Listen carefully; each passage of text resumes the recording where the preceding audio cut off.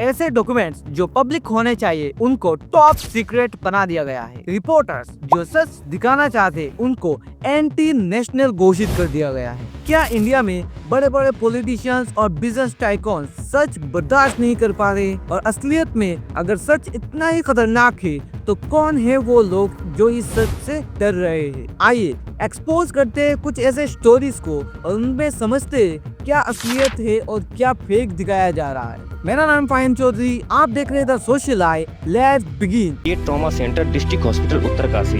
इसे बनाई जाती हैं तो वो बह जाती हैं, पुलिया बनाए जाते हैं तो इस तरीके से बह जाते हैं। मेरी कोशिश रहती है कि मैं सच्चाई आप तक लाऊं। आज के इंडिया में सच बोलना एक चैलेंज बन गया है। कोई जर्नलिस्ट अगर करप्शन को एक्सपोज करता है तो उसे एंटी नेशनल बता दिया जाता है।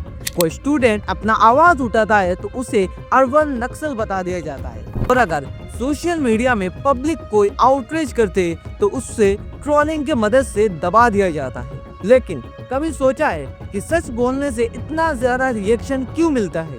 सिंपल, क्योंकि सच उन लोगों के लिए बहुत ज्यादा हार्मफुल है जिनके लिए झूठ एक बिजनेस बन चुका है। झूठ बोलो, बार बार झूठ बोलो। उनको ये सच बर्दाश्त नहीं होता।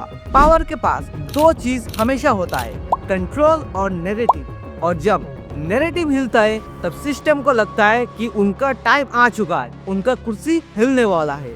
इंडिया के मीडिया लैंडस्केप में एक साइलेंट रेवोल्यूशन चल रहा है। सच्चाई का प्राइवेटाइजेशन, मतलब सच्चाई को बेच देना। पहले के टाइम में मीडिया चैनल सरकार से सवाल करता था, अब सरकार मीडिया चैनल को फंडिंग देता है खुद के टीआरपी और खुद के इमेज को क्लियर करने के लिए। रिपोर्ट के मुताबिक इंडिया के टॉप मीडिया चैनल्स और ज्यादातर मीडिया चैनल्स का फंडिंग गवर्नमेंट से आता है। गवर्नमेंट एड फंडिंग देता है जिसके कारण ये मीडिया चैनल रन कर पाते हैं। तो सोचो, अगर स्पॉन्सर ही सरकार हो तो सच कौन ही बोलेगा?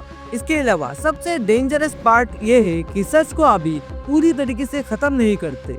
उसके अगेंस्ट एक ऑल्टरनेटिव नैरेटिव क्रिएट किया जाता है जिससे वो सच झूठ लगता है और झूठ सच बन जाता है। इससे पब्लिक के बीच में कंफ्यूजन होता है। इसे कहते हैं झूठ के आवाज में सच को दबा देना। अब बात करते हैं कि हमारे रूलिंग गवर्नमेंट मीडिया चैनल्स को कैसे कंट्रोल कर रहे हैं। आप लोगों ने नोटिस किया होगा कि जब भी कोई बड़ा मुद्दा सामने आता है रूलिंग गवर्नमेंट के खिलाफ, तभी एक नया बड़ा मुद्दा सामने आ जाता है जिससे जो रियलिटी है उसको दबा दिया जाता है। फॉर एग्जाम्पल, जब अपोजिशन ने रूलिंग पार्टी के ऊपर ये एलिगेशन लगाया था कि वो वोट चोरी करते, तभी एक बहुत ही बड़ा मुद्दा कि सुप्रीम कोर्ट ने ऑर्डर दे दिया है कि दिल्ली से सारे स्ट्रे डॉग्स को हटा दिया जाए, जिसको लेके बहुत ही बड़ा प्रोटेस्ट हुआ। बहुत सारे एनिमल एक्टिविस्ट रोड पे उतर आए, बहुत सारे दंगे फसाद हुए और इसके बाद ये ऑर्डर को खारिज कर दिया गया सुप्रीम कोर्ट के द्वारा। लेकिन उसी समय ये वोट चोरी का मुद्दा बाहर आने से पहले ही मेन स्ट्रीम मीडिया से हटा दिया गया। और सबसे हैरानी वाली बात यह है कि ये वोट चोरी वाला मुद्दा और ऑपोजिशन का ये एलिगेशन मेन स्ट्रीम मीडिया ने कवर ही नहीं किया। ठीक इसी तरह बाकी स्टेट पे भी ये सेम प्रोसेस कंटिन्यू हो रहा है। फॉर एग्जाम्पल, जब आसाम में 3000 बीघा जमीन अडानी को एक प्राइवेट इंडस्ट्री खोलने के लिए सीएम हेमंत बिस्वा शर्मा ने दे दिया।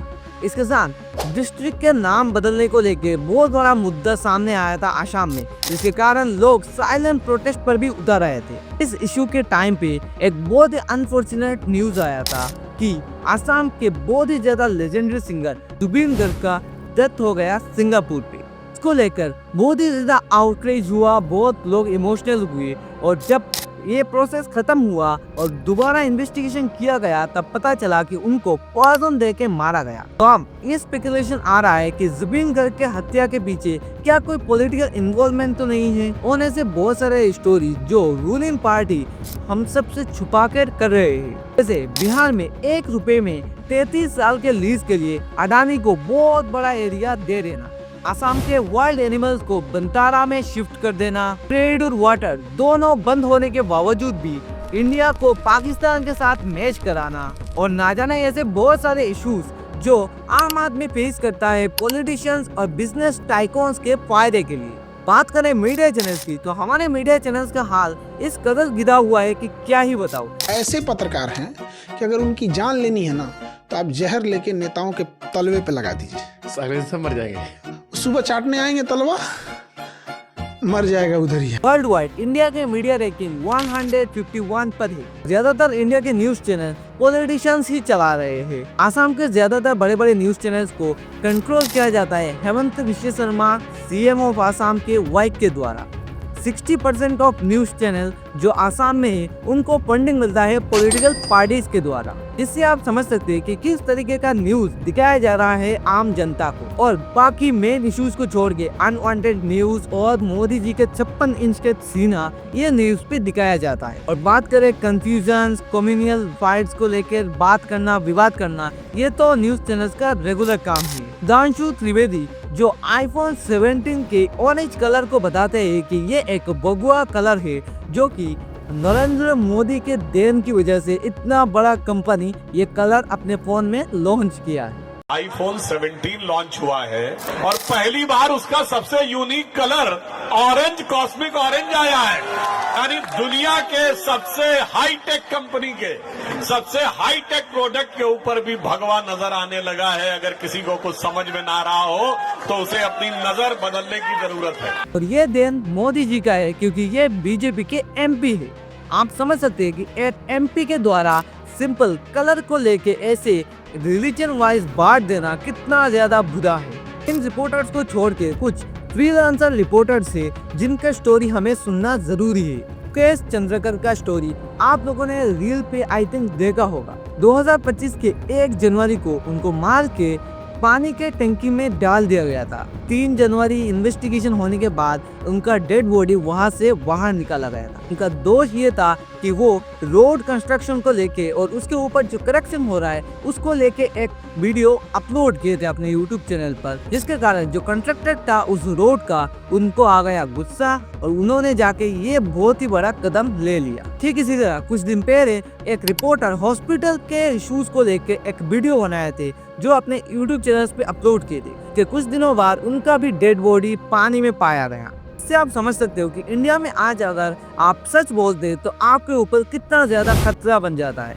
आप किसी के बारे में कुछ बोल नहीं सकते, कुछ रोड अगर खराब हो उसके लिए कंप्लेन नहीं कर सकते, कुछ इशू रिजॉल्व नहीं होता, और बाकी बोलते हैं कि इंडिया को लोग छोड़ क्यों रहे हैं। लेकिन आज इंडिया में सच खतरा नहीं है, खतरा वो लोग ही जो सच बोल नहीं रहे। अगर सब एक साथ होकर सच के लिए आवाज उठाएंगे तो काम क्यों नहीं होगा। अगर आपको लगता है कि सच को दबाना डेमोक्रेसी के लिए खतरा है तो वीडियो के कमेंट में जरूर बताना अपना ओपिनियन, ताकि लोग समझे और अवेयर हो इन इश्यूज को लेकर। बाकी वीडियो इन्फॉर्मेटिव लगे तो लाइक कर देना, जाते जाते चैनल को सब्सक्राइब भी कर देना। मेरा नाम पाइन चौधरी, आप देख रहे हो सोशल लाइव। मिलते हैं और एक सच के साथ। जय हिंद।